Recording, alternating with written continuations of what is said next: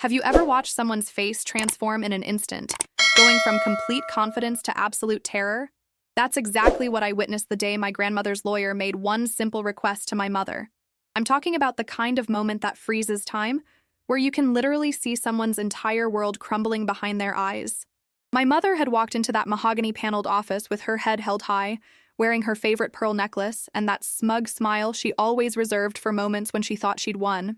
But within seconds, within one simple sentence from that silver-haired attorney, I watched her expression shift from smug satisfaction to pure, unadulterated panic. My name is Sarah, and what I'm about to share with you isn't just a story about an inheritance or family drama. This is the story of how I discovered that everything I thought I knew about my family, about my mother, and about my own identity was built on a foundation of lies so intricate and so carefully constructed that it took a stranger, a lawyer I'd never met before that day, to unravel it all with one simple request. I never imagined that sitting in that leather chair, surrounded by law books and the smell of old paper, I would learn the truth that had been hidden from me for 28 years. The truth that would explain why I always felt like I didn't quite belong, why family photos always seemed to tell a story I wasn't fully part of, why my mother's love always felt conditional and distant. But I'm getting ahead of myself. Let me take you back to the beginning to help you understand how a single moment in a lawyer's office could shatter and rebuild an entire life. Growing up in the Mitchell household was like living in a perfectly staged photograph, where I was always slightly out of focus. My mother, Patricia Mitchell, was a woman who prided herself on appearances, on maintaining the image of the perfect family in our suburban neighborhood. We lived in a beautiful colonial-style house with white shutters and a manicured lawn that my father, Richard, tended to every Saturday morning without fail. From the outside, we were the American dream. But inside those pristine walls, I always felt like I was playing a role I hadn't auditioned for, wearing a costume that never quite fit right. My older brother, James, was the golden child, the one who could do no wrong in my mother's eyes. He had her sharp features, her piercing blue eyes, her confident stride. Then there was my younger sister, Emma, who inherited my mother's delicate bone structure and her talent for manipulation disguised as charm. And then there was me, Sarah, with my father's gentle brown eyes and my grandmother's auburn hair, the middle child who somehow never quite measured up to the standards set before I even understood what those standards were. I remember being 7 years old, standing in front of the bathroom mirror, trying to understand why I looked so different from James and Emma. My mother found me there, studying my reflection with a child's confusion, and instead of offering comfort or explanation, she simply said, "Stop being so vain, Sarah. Beauty isn't everything." But that wasn't what I was looking for. I was looking for belonging, for recognition, for some sign that I was truly part of this family that seemed to orbit around everyone but me. My father was kind, always gentle with me, but there was a sadness in his eyes whenever he looked at me, something I couldn't name as a child, but that I felt deep in my bones. He would take me for walks in the park, just the two of us, and during those quiet moments, I felt more seen than I ever did at home surrounded by my entire family. He taught me how to identify birds by their songs, how to find shapes in the clouds, how to appreciate the small beauties that everyone else rushed past. Those moments were my refuge, my proof that I mattered to someone. But even my father's love came with an undercurrent of something I couldn't identify, a sort of apologetic quality, as if he was sorry for something I didn't understand. My mother, on the other hand, treated me with a sort of dutiful care that felt more like obligation than affection. She made sure I was fed, clothed, and educated, but there was always a coldness in her touch, a distance in her gaze. When James won his soccer tournaments, she beamed with pride and displayed his trophies prominently on the mantle. When Emma performed in school plays, my mother invited everyone she knew to watch and took dozens of photos. But when I made the honor roll semester after semester, when I won the regional spelling bee, when I got accepted into the advanced art program, her response was always the same measured nod and a comment about not letting success go to my head. I learned early on to stop expecting more, to stop hoping that one day she would look at me the way she looked at my siblings. I convinced myself that this was normal, that maybe some parents just connected better with certain children, and I happened to be the one who drew the short straw. But the truth, the real truth that I wouldn't discover for years, was so much more complicated and so much more painful than simple parental preference. The dynamics in our house operated on unspoken rules that everyone seemed to understand except me. James was the achiever, destined for greatness, his path to medical school paved with my mother's unwavering support and my father's quiet encouragement. Emma was the social butterfly, popular and charming, the one who would marry well and maintain the family's reputation in all the right circles. And I was the responsible one, the reliable one, the one who took care of things behind the scenes without complaint or recognition. I became invisible in my own life, a supporting character in everyone else's story. I threw myself into my studies, into my art, into anything that would give me a sense of purpose and identity, separate from the family that seemed to tolerate rather than embrace me. By the time I reached high school, I had built walls around my heart so thick that I convinced myself I didn't need their approval anyway. I had my books, my paintings, my small circle of friends who appreciated me for who I was rather than who I was supposed to be. But no matter how much I tried to convince myself that I was fine, that I had accepted my place in the family hierarchy, there was always a small voice inside me asking the same question over and over. Why don't they love me the same way? What did I do wrong? How can I fix this? These questions haunted me through my teenage years, through college, through my early 20s when I moved across the country for graduate school, partly to pursue my dreams and partly to escape the constant feeling of not being enough. My grandmother, Eleanor Mitchell, was the only person in my family who made me feel truly seen and valued. She lived in a charming Victorian house on the other side of town, filled with antiques and memories and the scent of lavender that seemed to permeate every room. From my earliest memories, Grandma Eleanor treated me differently than my mother did. Not with pity, but with genuine affection and interest. She would invite me over for tea parties when I was little, just the two of us, and she would ask me real questions about my thoughts and dreams and fears. She listened when I talked, really listened, and she remembered the little details I shared weeks or months later.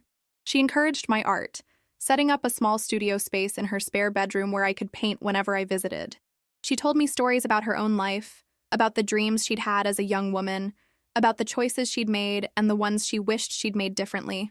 With my grandmother, I didn't feel like an obligation or a disappointment.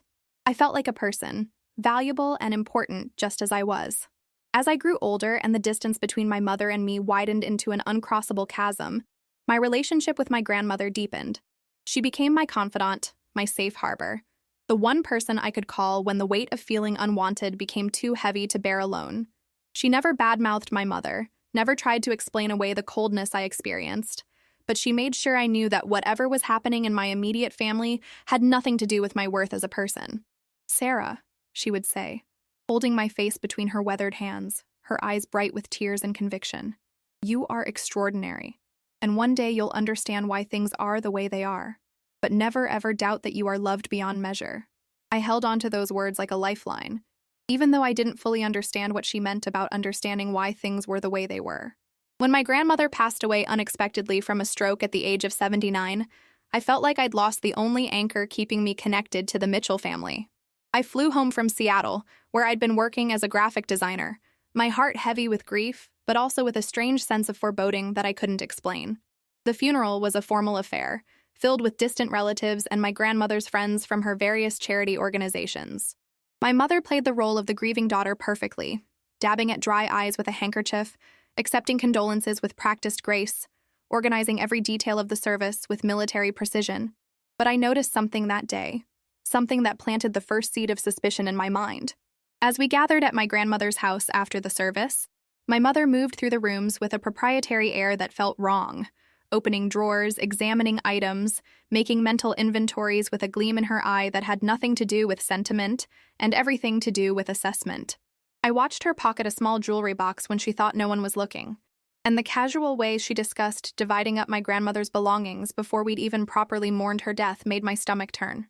James and Emma seemed oblivious, busy with their own lives and their own concerns, but I couldn't shake the feeling that my mother was waiting for something, expecting something, and that her grief was more performance than genuine emotion. My father, on the other hand, seemed smaller somehow, his shoulders hunched as if carrying an unbearable weight, and he avoided looking at my mother whenever possible. Something was wrong, deeply wrong, but I couldn't put my finger on exactly what. The call from the lawyer's office came 3 days after the funeral. A crisp, professional voice informed me that I was required to attend the reading of Eleanor Mitchell's will the following Tuesday at 2 o'clock in the afternoon at the offices of Baxter & Associates in downtown Hartford. I was surprised to be included at all, assuming that my grandmother's estate would be divided between my mother and my Uncle David, my mother's older brother who lived in California and rarely visited. When I mentioned the call to my mother, her reaction was immediate and intense. Her eyes narrowed, and she demanded to know exactly what the lawyer had said, whether they'd mentioned any specific details about the will, whether I had been told anything about the contents. Her sudden interest in my inclusion felt aggressive, almost threatening, and for the first time in my life, I saw something in my mother's face that genuinely frightened me. It was a kind of desperate hunger, a greediness that she usually kept hidden beneath her polished exterior. "It's probably just a formality," she said after a moment, smoothing her hair and regaining her composure. "Your grandmother was always dramatic about these things. I'm sure it's nothing important." But the way she said it, the forced casualness in her tone, told me that she believed it was very important indeed, and that my inclusion worried her in ways I didn't yet understand. That night I couldn't sleep, tossing and turning in the guest room of my childhood home, staring at the ceiling and trying to make sense of the unease that had settled in my chest like a stone. Something was coming, something that would change everything, and I could feel it approaching like a storm on the horizon. Tuesday arrived shrouded in gray October clouds that threatened rain, but never quite delivered. I dressed carefully that morning, choosing a simple black dress and pearl earrings my grandmother had given me for my college graduation. My mother, James, and Emma were already gathered in the living room when I came downstairs, all dressed in their funeral best, forming a united front that I was clearly not part of. Uncle David had flown in the night before and sat slightly apart from the rest of them, looking uncomfortable and sad in a way that seemed more genuine than anything I'd seen from my immediate family. The drive to the lawyer's office was tense and silent, my mother gripping the steering wheel so tightly her knuckles turned white, her jaw clenched in a way that made the muscle in her cheek twitch. We parked in the lot of a modern glass building that seemed out of place among the historic architecture of downtown Hartford, and as we rode the elevator to the 7th floor, I felt my heart pounding in my chest so loudly I was sure everyone could hear it. The receptionist led us to a conference room with floor-to-ceiling windows overlooking the city, a massive table in the center surrounded by leather chairs that smelled expensive and important.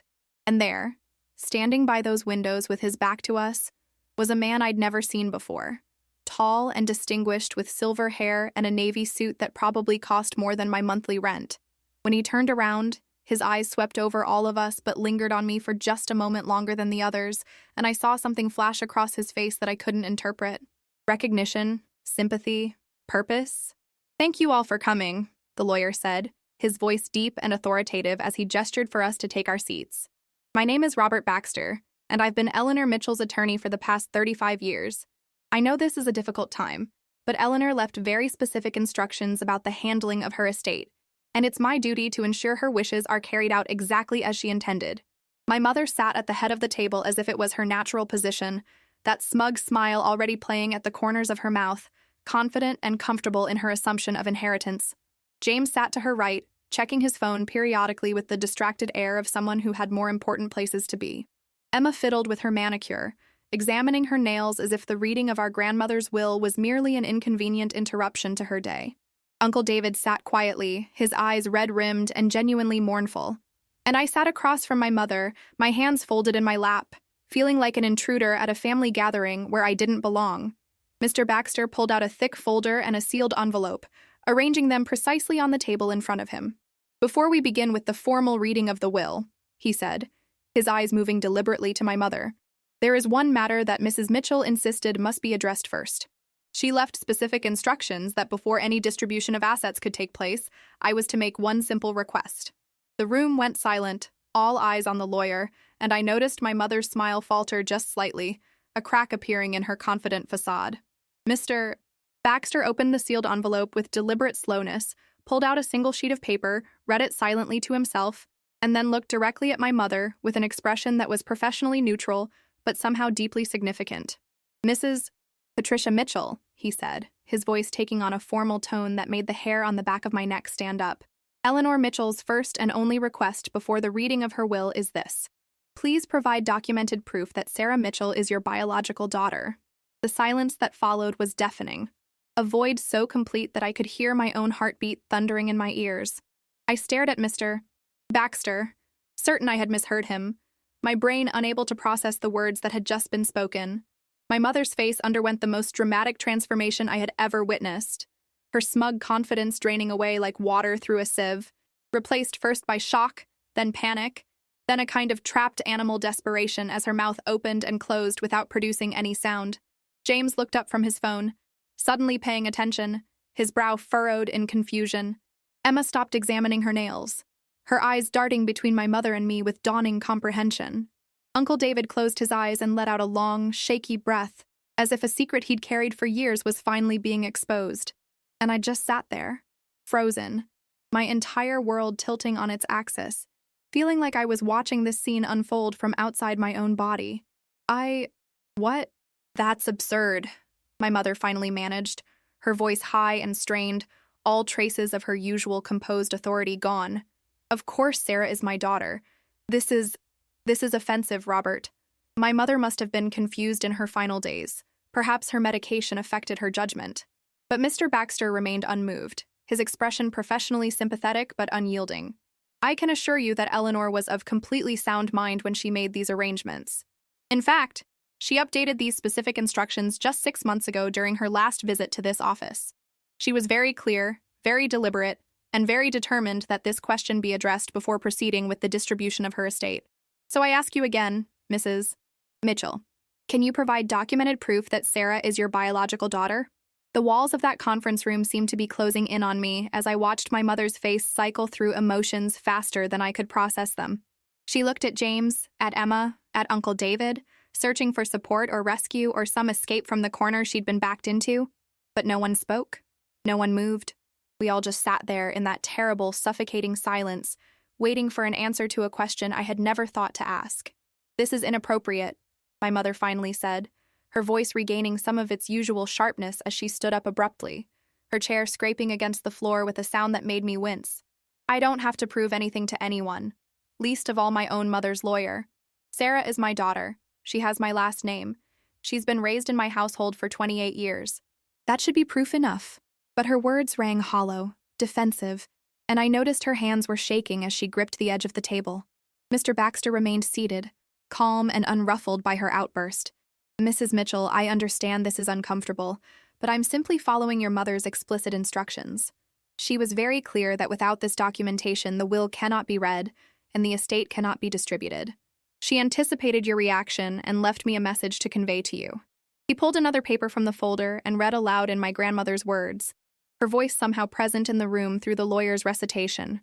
Patricia, if you're hearing this, it means you've refused to provide the truth that Sarah deserves to know. I've kept your secret for too long, protected you for too long, enabled your deception for too long. But I will not let you profit from the lies you've built your life upon. The truth ends now, or your inheritance ends now. The choice is yours. I felt like I was drowning, gasping for air in a room that suddenly had none, my vision tunneling as the implications of my grandmother's words crashed over me like waves. Mom? I heard myself say, my voice small and distant, not quite believing what was happening. What is she talking about? What truth? But my mother wouldn't look at me, couldn't look at me, her eyes fixed on some point beyond the windows as her jaw worked silently. It was my father who spoke next, his voice cracking with emotion I'd never heard from him before. Patricia, please, he said, and there was so much pain in those 2 words, so much exhaustion and resignation. Please, just tell her. She deserves to know. She's always deserved to know. And that's when my mother did something I'd never seen her do in my entire life. She broke. Completely. Utterly broke. She sank back into her chair, her perfect posture collapsing, her hands covering her face as her shoulders shook with silent sobs that seemed to tear out of her against her will. And through her tears, through her breakdown, through the complete destruction of the carefully constructed facade she'd maintained for nearly 3 decades, she finally spoke the truth. You're not mine, she whispered, the words so quiet I almost didn't hear them. Then louder, with a kind of bitter anger, You're not mine, Sarah. You're not my daughter. You never were. The room spun around me, and I gripped the arms of my chair to keep from falling, to keep from disappearing entirely into the void that had just opened up beneath me. James gasped. Emma made a small sound of shock, but I couldn't move, couldn't speak, couldn't do anything but stare at the woman I'd called mother my entire life as she finally revealed the truth I'd been sensing, but never understanding my whole life. Then whose daughter am I? I heard myself ask, my voice surprisingly steady despite the earthquake happening inside my chest. If I'm not yours, then who am I? My mother looked up at me finally, her mascara running in black streams down her cheeks, her expression a twisted mixture of guilt, resentment, and something that might have been relief at finally being free of the lie. But before she could answer, Mr. Baxter intervened, his voice gentle but firm. "Perhaps we should take a 15-minute break," he suggested. "This is clearly very emotional for everyone, and I think some time to process would be beneficial before we continue." But I couldn't stop, couldn't wait, the need to know burning through me with an intensity that overrode every other consideration. "No," I said, surprised by the force in my own voice. "No, I want to know now. I've waited 28 years for answers I didn't even know I needed. I want to know right now. Who am I? Where did I come from? Why have you lied to me my entire life?" My mother looked at my father, some silent communication passing between them, and it was he who finally answered, tears streaming down his face as he spoke words that would change everything I thought I knew about my life and my identity. "Your mother, your biological mother, was Patricia's younger sister, Elizabeth," he said quietly. "She died in a car accident when you were 3 months old. Patricia and I agreed to raise you as our own, and we thought it would be easier if you never knew, if you just grew up believing you were ours. But your grandmother never agreed with that decision. She thought you deserved to know the truth. Have you ever felt like your entire existence was a lie? Comment below if you've ever discovered something that made you question everything you thought you knew about yourself." The words hung in the air like smoke, visible but impossible to grasp, their meaning both crystal clear and utterly incomprehensible. I had an aunt, a mother, a woman named Elizabeth who I'd never heard mentioned, whose existence had been completely erased from family history, whose death and whose life and whose love for me had been buried under layers of deception so thick that not even a whisper of her had reached me. I looked around the table, at these people who I thought were my family, and suddenly saw them all as strangers. My mother, who wasn't my mother but my aunt, who had raised me not out of love but out of obligation or guilt or some twisted sense of duty. My father, who was actually my uncle, whose sadness I'd always sensed now made terrible, perfect sense. James and Emma, who weren't my siblings but my cousins, which explained the distance, the difference, the feeling of not quite belonging. And my grandmother, who had loved me so fiercely not just as a grandmother, but because I was the daughter of the child she'd lost, the living reminder of Elizabeth. Everything I thought I knew about myself, about my place in the world, about my history and my identity, had just been revealed as fiction. "Elizabeth," I repeated, tasting the name for the first time, this ghost who was my mother. "Tell me about her. Tell me everything." Patricia, I couldn't call her mother anymore, shook her head violently. "No, I don't want to talk about her. She's dead, she's been dead for 28 years, and talking about her won't change anything." But Uncle David, my actual uncle, spoke up for the first time since entering the conference room. "Elizabeth was beautiful," he said softly, his eyes distant with memory. "She was kind and creative and full of life. She loved art like you do, Sarah. She painted constantly, filled entire notebooks with sketches and ideas. She was 4 years younger than Patricia, 6 years younger than me, and we both adored her. When she got pregnant with you, she was 22, unmarried, and absolutely terrified but also determined to be the best mother she could be. I felt tears streaming down my face, but I didn't wipe them away, too focused on finally learning about the woman who had given me life, the mother I'd never known I'd lost. "Who was my father?" I asked, my voice breaking on the word father. "Where is he?" The look that passed between Patricia and my father, between Richard, was laden with such complicated emotion that I braced myself for another revelation. "Your father was a man Elizabeth met at college," Richard said carefully, choosing his words with obvious deliberation. "They had a brief relationship, and when she found out she was pregnant, he made it clear he wanted no part of parenthood. Elizabeth decided to raise you on her own, moved back home to live with your grandmother, and was doing beautifully by all accounts. She loved you completely, Sarah. That much I know for certain." Patricia laughed bitterly, a harsh sound with no humor in it. "She was irresponsible, got herself in trouble, and expected everyone to clean up her mess as usual. Mother coddled her, supported her poor choices, and then when she died, guess who was expected to step in and fix everything? Me. Always me, cleaning up after Elizabeth's mistakes." The venom in her voice made me recoil, the hatred and resentment finally bubbling to the surface after years of being hidden beneath polite family dinners and holiday gatherings. "I was a mistake?" I whispered, the word feeling like poison on my tongue. "Is that what you've thought all these years? That I was Elizabeth's mistake that you had to fix?" Patricia looked at me directly for the first time since the truth started emerging, and what I saw in her eyes was worse than hatred. It was indifference. "You were a complication," she said flatly, all pretense of affection gone. "Elizabeth died, you existed. Someone had to take responsibility. Richard and I had just gotten married, we were starting our lives together, and suddenly we had an infant to care for. Mother begged us to take you, offered to help financially, and Richard insisted we couldn't let you go into foster care. So I agreed. I raised you.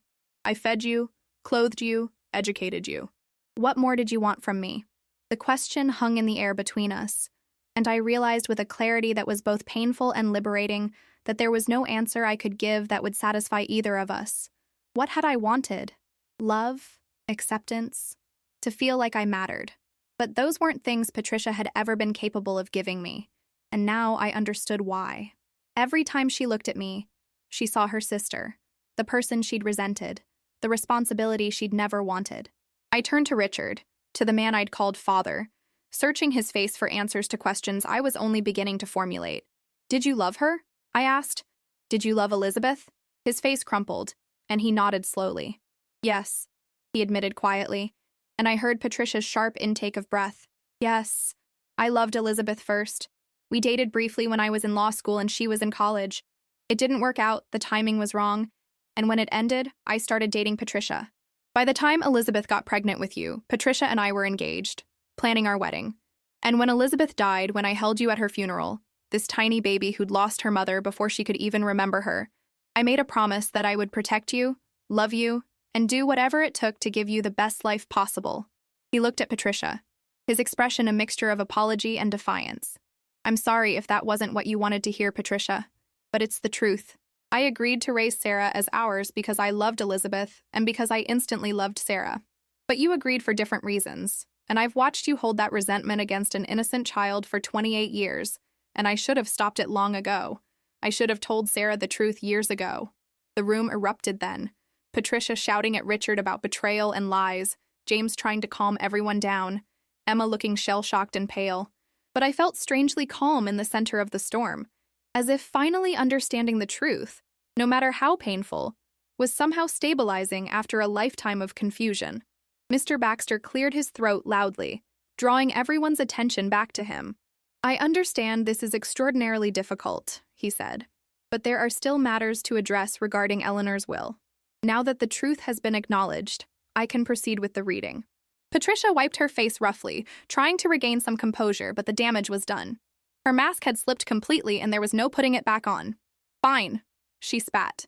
"Read the damn will. Let's get this over with." Mr. Baxter opened the formal will document and began reading in that practiced attorney voice that made legal language sound almost poetic. The specifics were complicated, involving various investments and properties and accounts, but the basic breakdown was clear. Uncle David received a modest inheritance, enough to be meaningful but not life-changing. James and Emma each received substantial trust funds, enough to set them up comfortably, but with stipulations about education and professional development. Patricia received the house she'd grown up in, along with some jewelry and personal items, conditional on certain requirements. And then, Mr. Baxter paused, looked directly at me, and continued reading. "To my granddaughter, Sarah Elizabeth Mitchell, daughter of my beloved Elizabeth Marie Mitchell, I leave the bulk of my estate, including my primary residence, my investment portfolio, my art collection, and the contents of my personal accounts, with a current estimated value of approximately $3.7 million. I leave this to Sarah not to cause division in the family, but to right a wrong that has existed for too long. Sarah is Elizabeth's daughter, my Elizabeth's daughter, and she deserves to be recognized, valued, and provided for in the way her mother would have wanted.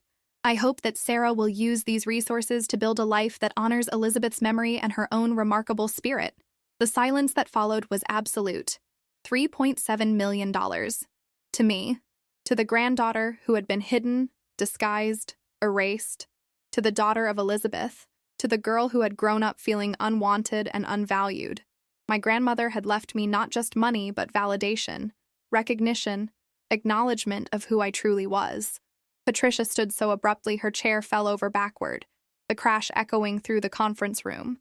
"This is unacceptable," she said, her voice shaking with rage. "My mother was clearly not in her right mind. This will should be contested. Sarah has no right to Elizabeth's share, no right to inherit as if she were the primary grandchild. She was raised as my daughter. She should be treated equally with James and Emma, nothing more. But Mr. Baxter shook his head calmly. Mrs. Mitchell, I can assure you that Eleanor was completely competent when she made these arrangements.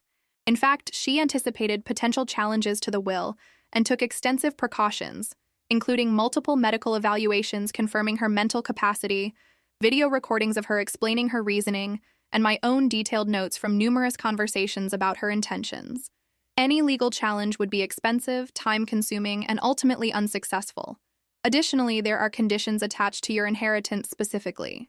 He pulled out another document and read, Patricia Mitchell's inheritance is contingent upon her participation in family therapy sessions with Sarah for a minimum of 1 year, aimed at addressing the harm caused by decades of deception. Should Patricia refuse to participate in good faith, her inheritance will be redistributed to various charities that Eleanor supported. Patricia's face went through several shades of red and purple, and for a moment I thought she might actually physically attack the lawyer or flip the conference table. She's manipulating me from beyond the grave, Patricia hissed. Forcing me into therapy with her, forcing me to pretend I care, forcing me to continue this charade even after death. And that's when something inside me finally snapped. The years of accepting crumbs of affection, of making excuses for coldness, of believing I was the problem. I stood up, looked directly at the woman who had raised me but never loved me, and spoke with a clarity and strength I didn't know I possessed. You don't have to do anything, I said quietly. You don't have to go to therapy. You don't have to pretend to care. You don't have to continue any charade. You can walk away right now, refuse the inheritance, and we never have to see each other again. Because here's what I finally understand, Patricia. You were never my mother in any way that mattered. A mother loves her child, protects her child, makes her child feel valued and wanted. You did none of those things. You provided the bare minimum required by law and basic human decency, and you resented me every single day for existing. The words poured out of me like water from a broken dam. 28 years of pain and confusion and hurt finally finding expression. I spent my entire childhood wondering what was wrong with me, why I couldn't earn your love, why I always felt like an outsider in my own family. I blamed myself. I thought I wasn't good enough, smart enough, pretty enough, obedient enough. But it was never about me, was it? It was always about her, about Elizabeth. About your jealousy and resentment toward a sister who you thought got more attention, more love, more freedom. And when she died, you punished me for her sins, real or imagined. You made a child pay for adult grievances that had nothing to do with her. Patricia's eyes were wide, and I could see I'd struck a nerve, hit closer to truth than she was comfortable with. You don't know anything about my relationship with Elizabeth, she said, but her voice had lost its venom, replaced by something that sounded almost like defensiveness. You don't know what it was like being her sister, always compared to her, always second best in our mother's eyes. And there it was, the core of it all, the wound that had infected everything. So you made sure I felt the same way, I said sadly. You made sure I knew what it was like to be second best, to never measure up, to be tolerated rather than treasured. You passed your pain down to an innocent child, because you couldn't let go of your own hurt. I turned to Richard, to my uncle who had tried in his limited way to show me love. Thank you for trying, I said genuinely. Thank you for the walks in the park, and the bird songs, and the gentleness. Thank you for loving Elizabeth, and for loving me, because I was hers. That means more than I can say. Then I looked at James and Emma, my cousins, who were staring at me with expressions I couldn't quite read. I don't blame you for not knowing, I told them. You were children too, raised in the same house of secrets.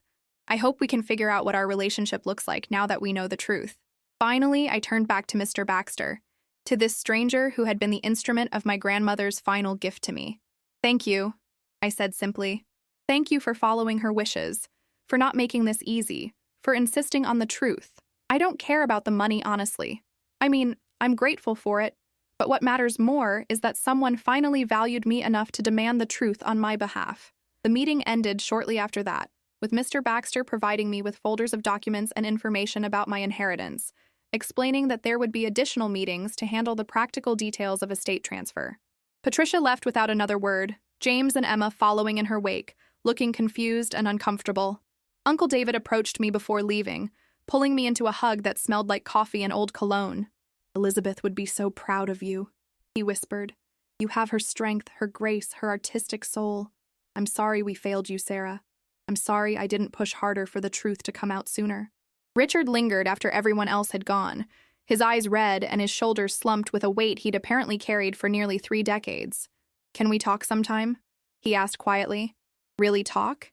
I want to tell you about Elizabeth, show you photos, share the stories I've kept hidden all these years. You deserve to know your mother, even if it's only through memories. I nodded, feeling surprisingly free despite the emotional devastation of the past hour. I'd like that, I said. I have so many questions. He left, and then it was just me and Mr. Baxter in that conference room with its view of Hartford spread out below us. Your grandmother was a remarkable woman, he said as he organized his papers. She came to see me regularly over the years, always worrying about you, always trying to figure out how to protect you and love you from her position. When she found out about her health issues last year, she became very focused on making sure you would be okay after she was gone.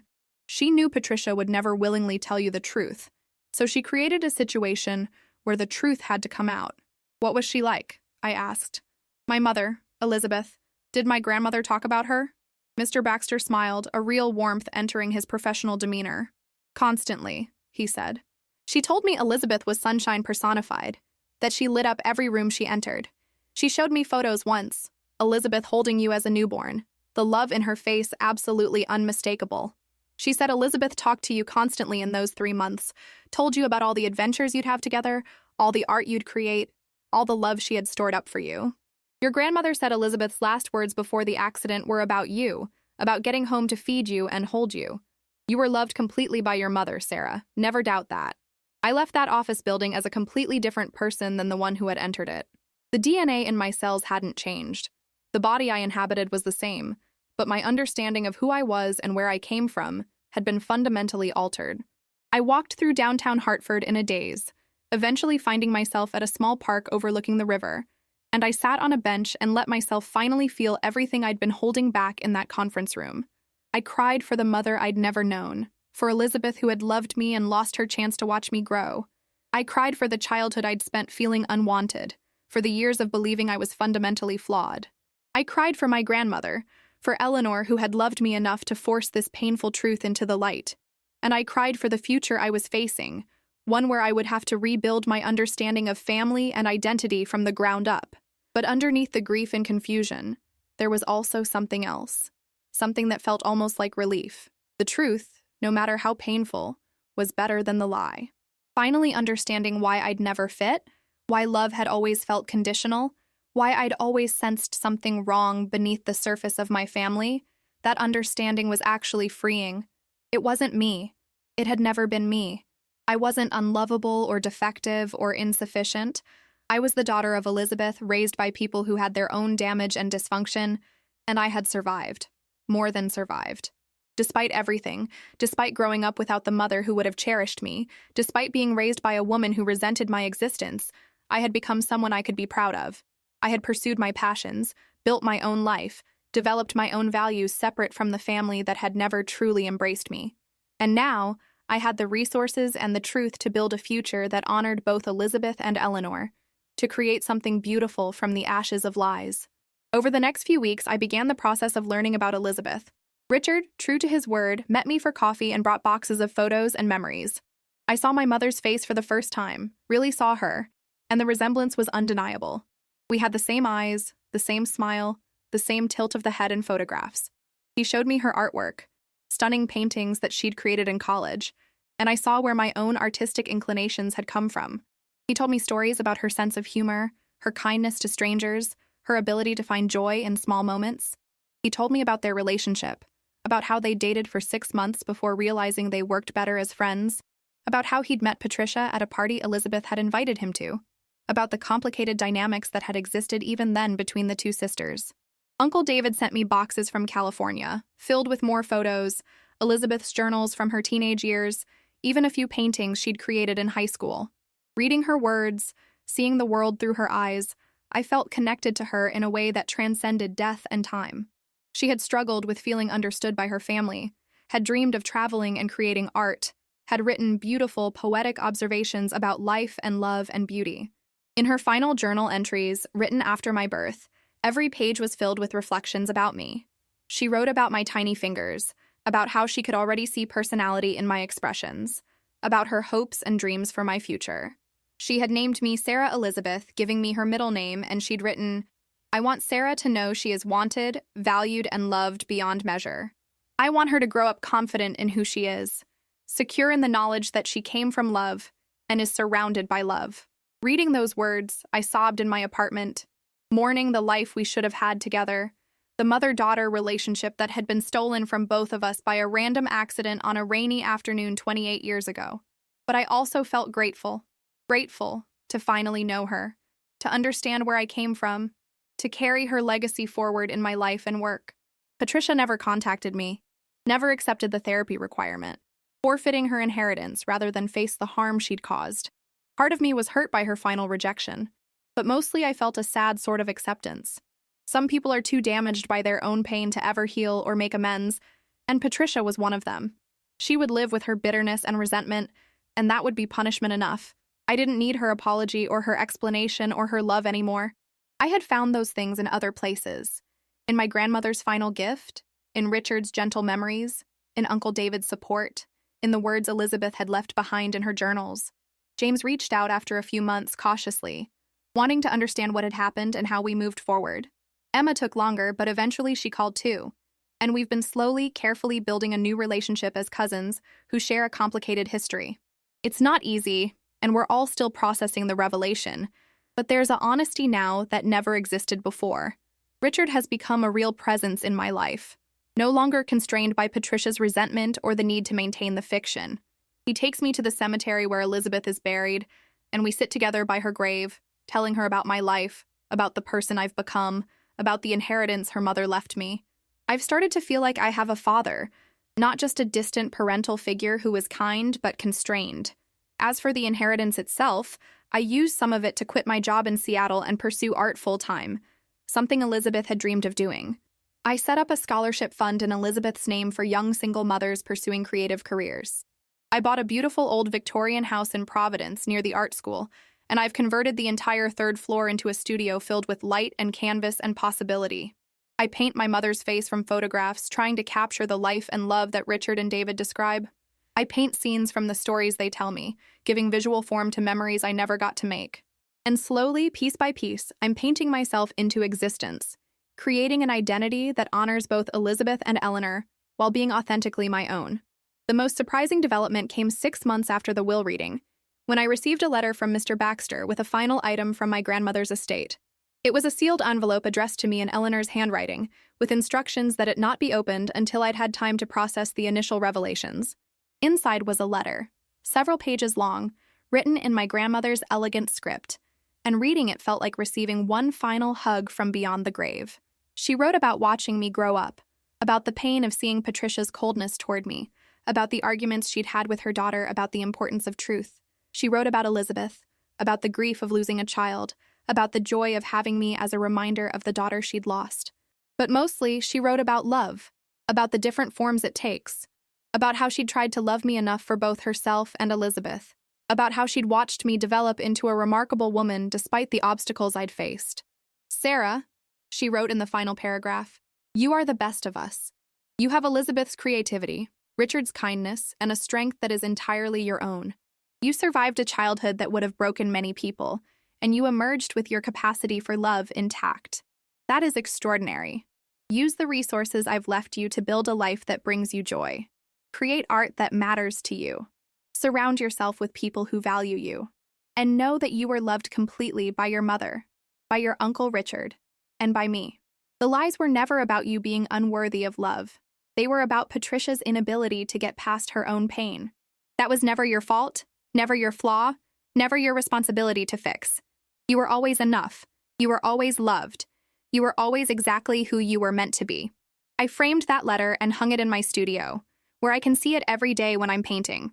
It reminds me that even though my journey to understanding my identity was painful and complicated, it led me to a truth that has set me free. Looking back now, over a year after that conference room revelation, I can see how that one simple request from my grandmother's lawyer changed everything.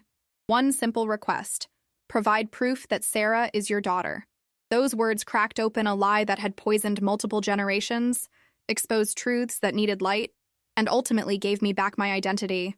I think about that moment constantly, about the way my mother's face changed from smug to panicked in an instant, about the way years of deception unraveled in a single afternoon. It's funny how quickly a lifetime of fiction can disintegrate when someone finally demands the truth. I'm not going to lie and say that everything is perfect now, or that learning the truth didn't cause pain and disruption. The revelation fractured my family irreparably, forced everyone to confront uncomfortable truths about themselves and each other, and left me with the task of rebuilding my identity from the ground up. There are still hard days when I grieve for the mother I never knew, when I feel angry about the childhood I should have had, when I struggle with trust and belonging, and all the complicated emotions that come from discovering you've been lied to your entire life. But I also have clarity now, and that clarity has brought a peace I never had before. I know who I am. I'm Sarah Elizabeth Mitchell, daughter of Elizabeth Marie Mitchell, granddaughter of Eleanor Mitchell, niece of Richard Mitchell. I'm an artist, a survivor, a woman rebuilding her life on a foundation of truth instead of lies. And I'm someone who understands that family isn't just about biology or who raises you. It's about who sees you, values you, and loves you for exactly who you are. My grandmother saw me. Elizabeth, in the brief time she had with me, loved me. Richard, despite the complications, valued me. And that is enough. That has always been enough. So I want to ask you, because I know so many of you watching this have your own family secrets, your own complicated histories, your own questions about identity and belonging. Have you ever felt like you didn't quite fit in your own family? Have you ever sensed that there was more to your story than you were being told? Leave a comment below and share your experience, because I've learned that we're not alone in these struggles. So many people are navigating complicated family dynamics, hidden truths, and the search for authentic identity. Your story matters, and I'd love to hear it. And here's what I want you to understand. What took me 28 years to learn. Your worth is not determined by how others treat you. The way people love you or fail to love you says everything about them and nothing about your value as a human being. If you've grown up feeling unwanted or insufficient, or like you're always falling short of some invisible standard, I want you to know that the problem was never you. You are enough. You have always been enough. You will always be enough. The right people will see that, and the ones who don't simply don't deserve access to your beautiful, complicated, extraordinary self. If this story touched you, if you've ever struggled with family secrets or felt like an outsider in your own life, please hit that like button. It lets me know that sharing my truth, as painful and complicated as it is, matters to someone out there. And if you want to hear more stories like this, stories about resilience and survival and finding yourself despite the obstacles, please subscribe to my Truth Revealed Tales and hit that notification bell.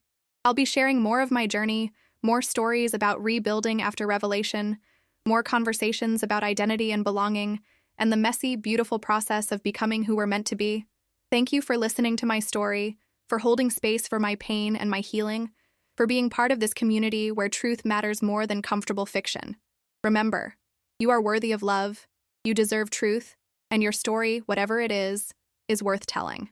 Until next time, keep seeking your truth, keep honoring your authentic self, and keep believing that you are enough, because you are. You always have been,